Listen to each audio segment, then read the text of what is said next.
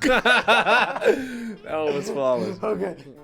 Freedom we are, Lord, you know is at stake.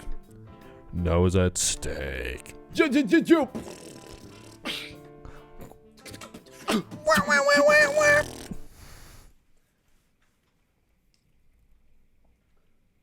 This week we're talking about Zephaniah.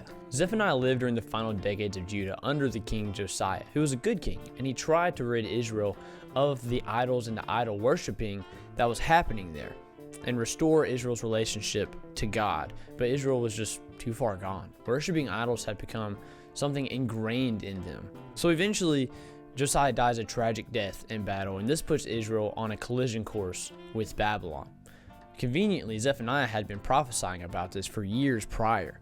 So this short 3-chapter book is a collection of poetry about this coming day of the Lord. The first third of the book announces how Jerusalem's world is going to end.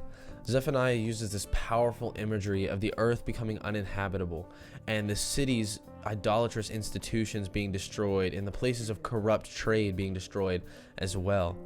Zephaniah doesn't explicitly say that the army that'll come up against them are the Babylonians, but we know from Micah and Habakkuk that that's the case. Instead, Zephaniah allows this army to remain nameless, and it kind of highlights God's role in the destruction of the city. But Zephaniah gives this small glimmer of hope for the faithful remnant of God in chapter 2, verses 1 through 3. The second section of the book widens the perspective to include all the nations around Judah and describes how they too will be destroyed by Babylon. He includes Jerusalem in this list as well, which kind of suggests that the people of Israel have become so corrupt that God didn't even want to call them his people anymore. This section concludes with God's decision to pour out his burning indignation on all the nations. God says that in the fire of his jealousy, all the earth will be consumed. The transition into the third section of the book is quite unexpected. Instead of this fire of God being a destruction of all the nations and obliterating them from the face of the earth, God says that he'll purify the nations. And he says that he'll make their speech clean, that they may call upon the name of the Lord. He describes them as a family, which alludes to the fulfillment of the promise given to Abraham that God, through Abraham's seed, would bless all the nations. The final image of the book is illustrating the restoration of Israel, and it describes the center of the city being rebuilt and God dwelling with the people there, with the faithful remnant who was humbled and transformed earlier in the book. The people sing and they rejoice, and interestingly, God is described as a poet, and he wants to sing songs of joy with them.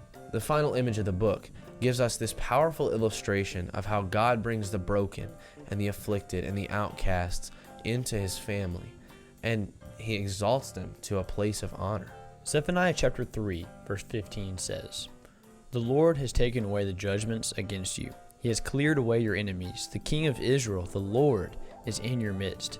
You shall never again fear evil."